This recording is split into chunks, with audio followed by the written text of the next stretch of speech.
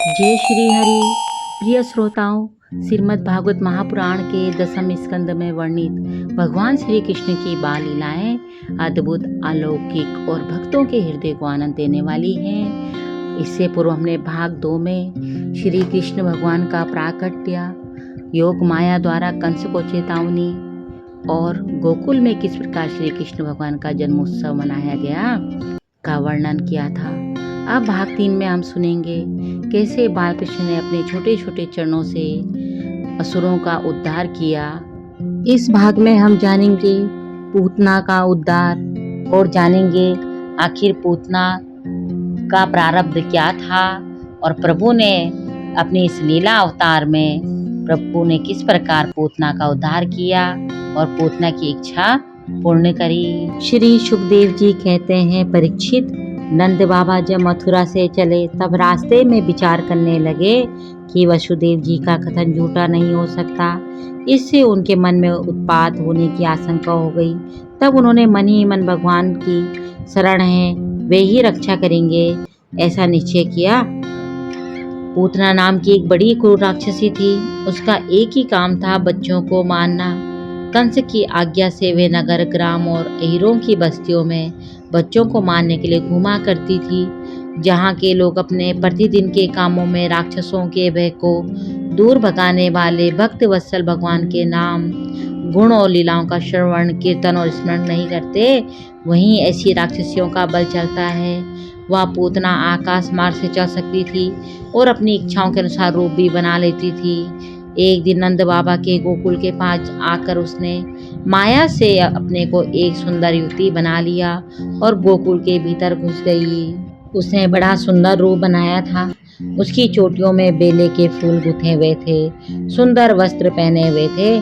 जब उसके कर्णफूल हिलते थे तब उनकी चमक से मुख की ओर लटकी हुई अलकें और भी शोभायमान हो जाती थी और वह अपनी मधुर मुस्कान और कटाक्षपूर्ण चितवन से ब्रजवासियों का चित्त चुरा रही थी। उस रूपवती रमणी को हाथ में कमल लेकर आते देख गोपियां ऐसी उत्प्रेक्षा करने लगी मानो स्वयं लक्ष्मी जी अपने पति का दर्शन करने के लिए आ रही हो। पूतना बालकों के लिए ग्रह के समान थी। वह इधर उधर बालकों को ढूंढती हुई अनायास ही नंद बाबा के घर में घुस गई। वहां उसने देखा कि बालक श्री कृष्ण सैया पर सोए हुए हैं। परीक्षित, भगवान श्री कृष्ण दुष्टों के काले, परंतु जैसे आग राख की ढेर में अपने को छिपाए हुए हो, वैसे ही उस समय उन्होंने अपने प्रचंड तेज को छिपा रखा था। भगवान श्री कृष्ण चर अचर सभी प्राणियों के आत्मा है, इसलिए उन्होंने उसी क्षण जान लिया कि यह बच्चों को मार डालने वाला पूतना ग्रह है और अपने नेत्र बंद कर लिए, जैसे कि मानो प्रभु सोच रहे हो कि अविद्या ही पूतना है और मेरी दृष्टि के सामने अविद्या टिक नहीं सकती, फिर लीला कैसी होगी। इसे नेत्र बंद कर लिए।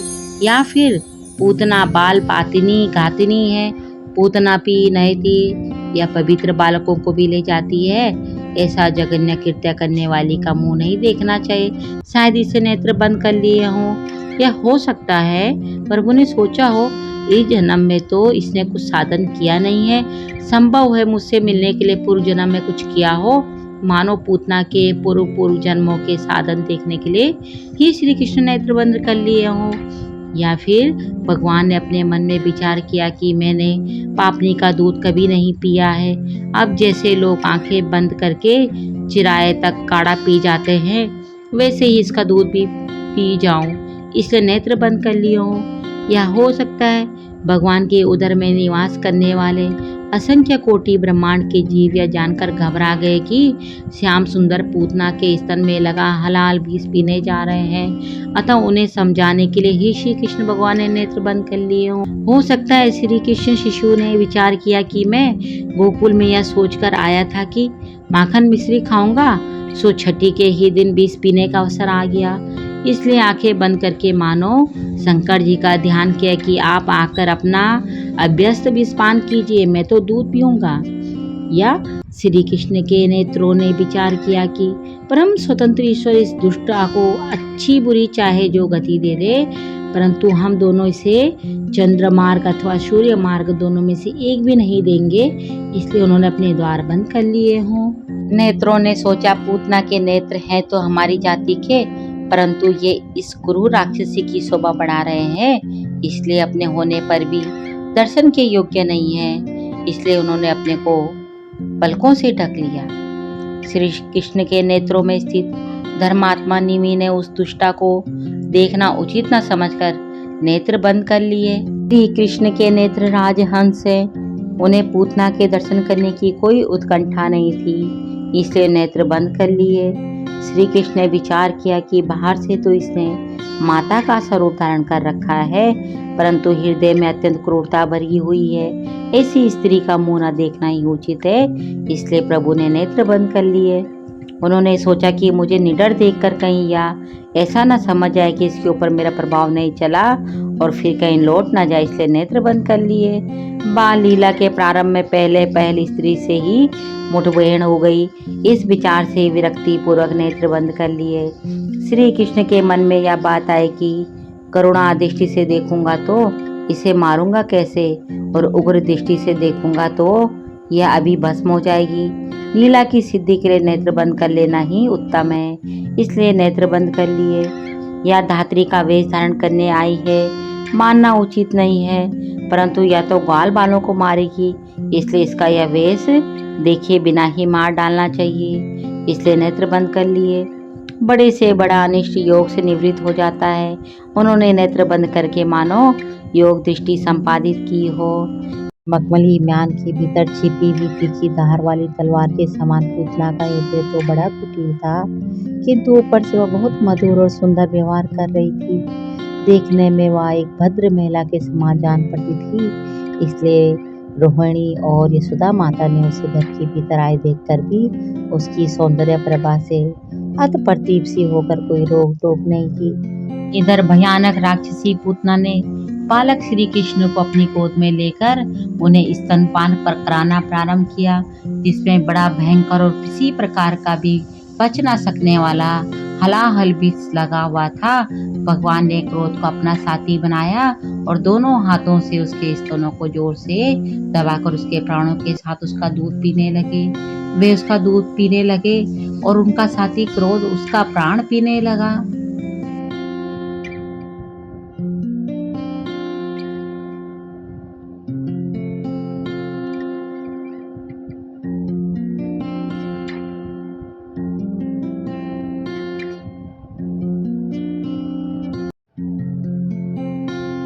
अब तो उस दुष्ट राक्षसी पूतना के प्राणों के आश्रयभूत सभी मर्म स्थान फटने लगे।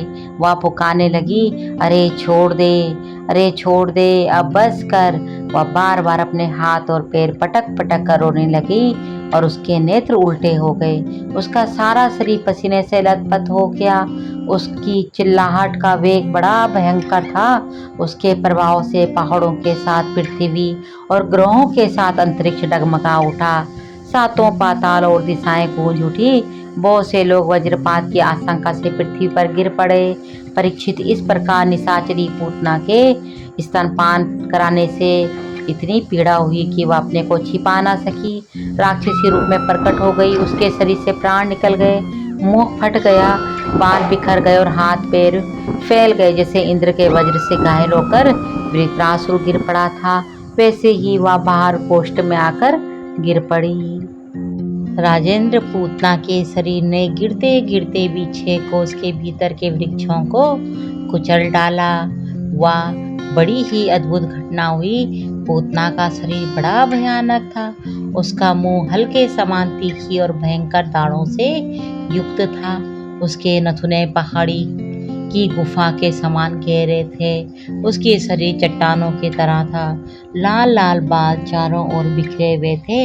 आंखें अंधे कुएं के समान गहरी और भयंकर भुजाएं, जांघें और पैरें नदी के पुल के समान तथा पेट सूखे हुए सरोवर की भांति जान पड़ता था। पूतना के उस शरीर को देखकर सबके सब ग्वाल और गोपी डर गए। उसकी भयंकर चिल्लाहट सुनकर उनके हृदय, कान और सिर तो पहले ही फट रहे थे। जब गोपियों ने देखा कि बालक श्री कृष्ण उसकी छाती पर निर्भय होकर खेल रहे हैं। तब वे बड़ी घबराहट और उतावली के साथ झटपट वहां पहुंच गई तथा श्री कृष्ण को उठा लिया। इसके बाद यशोदा और रोहिणी के साथ गोपियों ने गाय की पूंछ घुमाने आदि उपायों से बालक श्री कृष्ण के अंगों की सर्व प्रकार से रक्षा की। उन्होंने पहले बालक श्री कृष्ण को गोमूत्र से स्नान कराया, फिर सब अंगों में गोरज लगाई और फिर 12 अंगों में गोबर लगाकर भगवान के केशव आदि नामों से रक्षा की। इसके बाद गोपियों ने आचमन करके अज आदि 11 बीज मंत्रों से अपने शरीरों में अलग अलग अग्रन्यास और करन्यास किया और फिर बालक के अंगों में बीज न्यास किया। वे कहने लगी, अजन्मा भगवान तेरे पैरों की रक्षा करे, मणिमान घुटनों की, यज्ञ पुरुष जांघों की, अच्युत कमर की, है गिरी पेट की, केशव हृदय की, ईश वक्षस्थल की, सूर्यकंठ की, विष्णु बाहों की, कुरुक्रम मुख की और ईश्वर सिर की रक्षा करे। चक्रधर भगवान रक्षा के लिए तेरे आगे रहे, गदाधारी श्री हरि पीछे, कर्मसा धनुष और खड़ग धारण करने वाले भगवान मधुसूदन और अजन दोनों बगल में, शंखधारी उर्गाई चारों कोनों में, उपेंद्र ऊपर, हलधर पृथ्वी पर और भगवान परम पुरुष तेरे सब और रक्षा करे। ऋषिकेश भगवान इंद्रियों की और नारायण प्राणों की रक्षा करे। श्वेत दीप के आदिपति चित्त की और योगेश्वर मन की रक्षा करे। ऋषिन गर्व तेरी बुद्धि की और परमात्मा भगवान तेरे अहंकार की रक्षा करे। खेलते समय गोविंद रक्षा करे, सोते समय माधव रक्षा करे, चलते समय भगवान बैकुंठ और बैठते समय भगवान श्रीपति तेरी रक्षा करे। भोजन के समय समस्त ग्रहों का बहबूद करने वाले यज्ञ भोक्ता भगवान तेरी रक्षा करे। इस प्रसंग को पढ़कर भावुक भक्त भगवान से कहता है, भगवान जान पड़ता है आपकी अपेक्षा भी आपके नामों में शक्ति अधिक है, क्योंकि आप त्रिलोकी की रक्षा करते हैं और नाम आपकी रक्षा कर रहा है। किंतु प्रभु की लीलाओं से अनजान गोप गोपी एक साधारण बालक के रूप में प्रभु को देख रही थी और प्रभु के नामों को लेकर प्रभु के लिए एक रक्षा कवच तैयार कर रही थी, जबकि प्रभु ने तो अपनी एक लीला पूर्ण करी। कालांतर में राजा बलि की कन्या थी रत्नमाला। यज्ञशाला में वामन भगवान को देखकर उसके हृदय में पुत्र स्नेह का भाव उदय हो आया। उसका मन करा कि काश ये मेरा पुत्र होता, और उसे बालक के ओर इस भाव से देखने लगी कि मैं इसको अपना दूध पिलाती और मुझे कितनी प्रसन्नता होती। किंतु जैसे ही नन्हे वामन देव ने अपनी छोटी बालक रूप की माया समाप्त की और विराट रूप धारण किया, पूरा महाबली राजमहल एक दिव्य प्रकाश से भर गया। उसके शरीर से अनंत प्रकाश फैल रहा था। उसके चरण और हाथ आकाश और पृथ्वी को छू रहे थे और उनके चारों ओर अद्भुत दिव्यता छाई हुई थी। रत्नमाला, जो पहले बालक रूप में ममता और प्रशंसा से उसे देख रही थी, अचानक क्रोध और चकित भाव से भर गई। उसका चेहरा लाल हो गया, आंखें चमक उठी और मन में झुंझलाहट उमड़ने लगी। उन्होंने सोचा, यह बालक नहीं, यह तो विराट और दिव्य शक्ति है जिसने मेरे पिता का राज्य समेट लिया। बलि स्तब्ध रह गए। गुरु शुक्राचार्य मंत्री विस्मय से देख रहे थे। सभी समझ गए कि यह कोई साधारण बालक नहीं बल्कि ईश्वर का विराट रूप है। रत्नमाला का मन क्रोध और दुख से भर गया और उनका यह मनोभाव उनके ममता के साथ साथ विषयुक्त बन गया, जो अगले जन्म में पूतना के रूप में प्रकट हुआ। वामन भगवान ने अपने भक्त बलि की पुत्री के इस मनोरथ का मन ही मन अनुमोदन किया। उन्हें पता चल गया उसके मन के भाव को, और उस लीला को पूर्ण करने के लिए प्रभु ने द्वापर में उसे पूतना के रूप में श्री कृष्ण के स्पर्श से उसकी लालसा पूर्ण कराई, और इस प्रकार से उन्होंने पूतना का उद्धार किया। श्री सुखदेव जी कहते हैं, परीक्षित, इस प्रकार गोपियों ने प्रेम पास में बंधकर भगवान श्री कृष्ण की रक्षा की। फिर माता यशोदा ने अपने पुत्र को अपना दूध पिलाया और पालने पर सुला दिया। इसी समय नंद बाबा और उनके साथी गोप मथुरा से गोकुल में पहुंचे। जब उन्होंने पूतना का भयंकर शरीर देखा तब वे आश्चर्यचकित हो गए। वह कहने लगी, यह तो बड़ी आश्चर्य की बात है। अवश्य ही वसुदेव के रूप में किसी ऋषि ने जन्म ग्रहण किया है, अथवा संभव है वसुदेव जी पूर्व जन्म में कोई योगेश्वर रहे हों, क्योंकि उन्होंने जैसा उन्हें मथुरा में कहा था वैसा ही उत्पात गोकुल में देखने को मिल रहा है। तब तक ब्रजवासियों ने कुल्हाड़ी से पूतना के शरीर को टुकड़े टुकड़े कर डाला और गोकुल से दूर ले जाकर लकड़ियों पर रखकर जला दिया। जब उसका शरीर जलने लगा तब उसमें से एक धुआं निकला, जिसमें से अगर की सुगंध आ रही थी। क्यों ना हो, भगवान ने जो उसको दूध पी लिया था, जिससे उसके सारे पाप तत्काल ही नष्ट हो गए थे। पूतना एक राक्षसी थी, लोगों के बच्चों को मार डालना और उनका खून पी जाना, यही उसका काम था। भगवान को भी उसने मार डालने की इच्छा से ही स्तन पिलाया था, फिर भी उसे वह परम गति मिली जो सत्पुरुषों को मिलती है। ऐसी स्थिति में जो परब्रह्मा परमात्मा भगवान श्री कृष्ण को श्रद्धा और भक्ति से माता के समान अनुराग पूर्वक अपनी प्रिय से प्रिय वस्तु और उनको प्रिय लगने वाली वस्तु समर्पित करते हैं, उनके संबंध में तो कहना ही क्या। भगवान के चरण कमल सबके वंदनीय, ब्रह्म शंकर आदि देवताओं के द्वारा भी वंदित है। वे भक्तों के हृदय की पूंजी हैं। उन्हीं चरणों से भगवान ने पूतना का शरीर दबाकर उसका स्तनपान किया था। माना कि वह राक्षसी थी, परंतु उसे उत्तम से उत्तम गति जो माता को मिलनी चाहिए प्राप्त हुई। फिर जिनके स्तन का दूध भगवान ने बड़े प्रेम से पिया, उन गौओं और माताओं की बात ही क्या है। यहाँ पे माताओं का प्रयोग बहुवचन के रूप में किया गया है।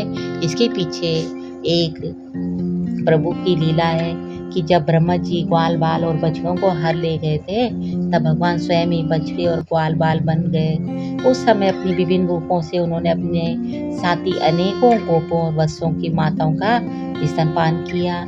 इसीलिए यहाँ पर माताओं का बहुवचन रूप में प्रयोग किया गया है।